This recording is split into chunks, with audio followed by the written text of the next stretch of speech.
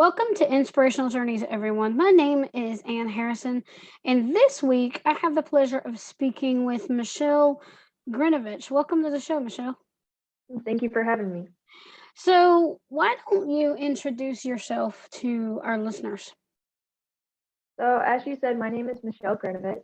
I am a senior at Georgia State University. I'm studying to become a teacher, so I'm excited to graduate in May.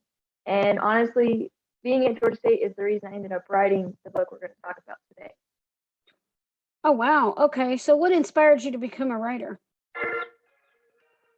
So, for me, it actually was a school project.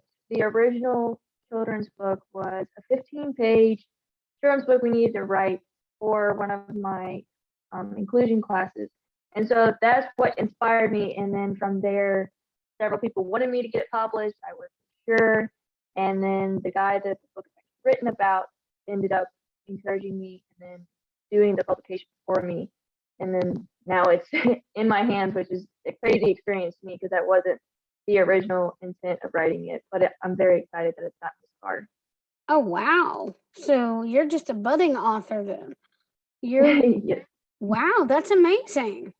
So, okay, so what was the inspiration for Adam's Accessible Airport Adventure? So the inspiration was the topic of our children's book for the assignment was equality. And we got to choose a topic from a list our professor gave us, and one of them was disabilities. And for me, I work so much in disability with my mom being totally blind. And so from with being raised by her and as well as working in different blind organizations and doing ADA, the first thing I think of when I think of equality and disabilities is accessibility. And so I was like, okay, I'm going to write something on accessibility. I don't think there's a children's book out there that has accessibility. I've never read one. So I Googled it. I was like, okay, I don't see one. This is going to be cool. And so I started with that. And then as it kept going, I was like, okay, what about accessibility? There's so much out there and there's so many different groups I've gotten the privilege of working with. What should I write about? And I happened to think about Steve Mayers, who is the American Disabilities Act director at the Atlanta airport. And I've worked with him, and I was like, how cool. Let's write about the airport. And so from there, I just started writing and doing the different drafts and was able to write the book I have today. Wow, that is awesome. So tell me about your writing process. Did you have to do a lot of outlining, or were you able just to write the story? It Just was a go ahead. it was a ton of outlining for sure.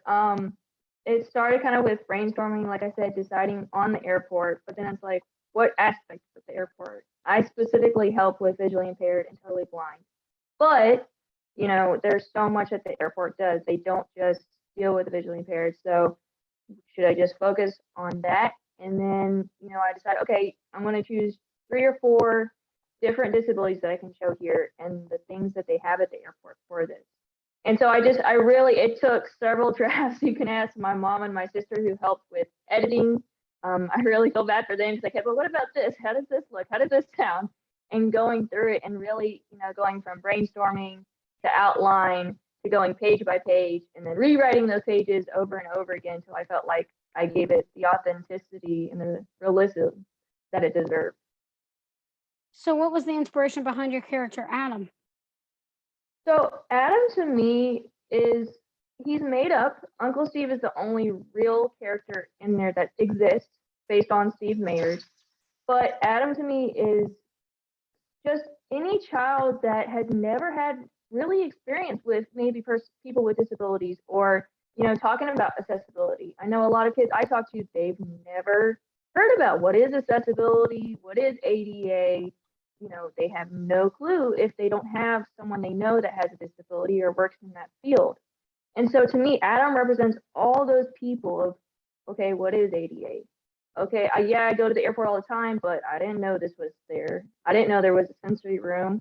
Braille, there's Braille on every door. I didn't notice that. I never look at that. So he really trying to embody that of these are things that people walk by every day maybe and never really focus on it. Ah, okay. So do you have what Did you have to do a whole lot of research, or was it just working with your mom and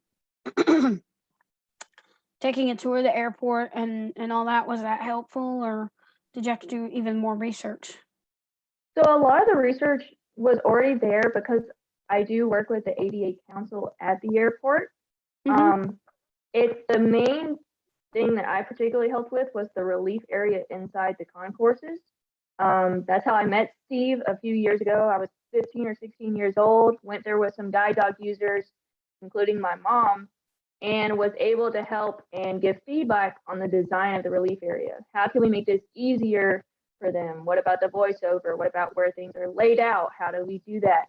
And so from that is how I kind of got involved with the ADA at the airport. And because I'm involved there, I go there, once a year or so, and I'm able to see the different things they're working on. Or I'll listen to the ADA meetings and they'll talk about, oh, we're implementing this, or we're changing this, and we're doing this. And so I really didn't have a ton of research to do. I gave images to my illustrator, Heather, to help her kind of see, okay, this is what it looks like. This is what, this room has on the walls. So I did a lot of that, but a lot of it honestly was just from memory and just being at the airport as much as I have been. Oh, wow. Okay. So, what are you working on now? So a lot of people who have read it want me to write a series, and it's something I'm considering. And because I am in school and I'm getting close to graduating, I know it's kind of crazy with my schedule, but I'm definitely opening up to that idea. I never really thought of myself as an author, but now it's kind of like, okay, people enjoy this. This is something that, needs to be written. There aren't books about accessibility out there. And so I've got a couple ideas running in my head, and I've kind of got one particular. I'm just kind of really in the outlining stage of, okay, maybe this is the idea I want to go with. Maybe these are the characters, but nothing solid. But I'm definitely open to doing that. Wow, okay. And you said you were studying to become a teacher. Uh what grade levels are you gonna teach, or are you teaching at the college level? Tell me a little bit Yes, about so that. I'll be getting my bachelor's in elementary education. I definitely prefer the fourth and fifth grade. I just like that elder elementary, they're kind of getting into the critical thinking type skills, and they're, just that age group. Just I love working with them. I'm student teaching with fourth grade right now, and I just absolutely love being able to do that. Wow, okay. So, do you have any tips for writers or tips for people who are having issues with accessibility? What parting advice would you like to leave the listeners? I would say the biggest advice would be write something that you care about. Like I said, I never would have written this book without kind of the push from the assignment. But I also know that it wouldn't have been written the way it is if I didn't write it about something I care about. And ADA and accessibility is something that I really enjoy doing. I love being a part with different companies and different organizations, being able to make those just little itty bitty changes that make such a difference for so many people. And so, as a writer, I would encourage people to write something you care about, write something that, even if it's not something necessarily you experience, because I don't have a disability, but, having my mom and working with those with the disabilities, being able to write this and being cautious of that, of, how can I represent them, was really important. And I would also say, don't let yourself, hide in the shadows. I'm definitely more of a keep me out of the spotlight, keep me in the background. You may see my work, but you don't know who I am You're type more of of an introvert. person. Yes, definitely. So if you're that for you, if you're like me in that way, I would definitely encourage you just kind of take that step and take baby steps. Have a great group around you. I know my family was a huge encouragement for this, and actually getting it published and encouraging me to make this step. So, find people that are going to support you and encourage you to keep moving. Don't just say, okay, I'm just going to go back in my shadow and, it's never going to happen, but keep finding a way to motivate yourself to keep going. Wow. Okay. So, if people want to connect with you online, where can they find you? So I am on Facebook. I don't do a lot of social media, honestly. I know I'm the younger generation that's supposed to, but I'd love to hear from you. My sister also runs a page called Children Raised Around the Blind, or for short, CRAB. If you have any accessibility questions or anything about the work we do there, she does a lot of posting, particularly to the visually impaired and blind, but she does a lot just in general with accessibility. If we're down at the airport or other organizations we're working with, she'll definitely post there. And we're always happy to answer questions with anything around disabilities or accessibility. Okay, so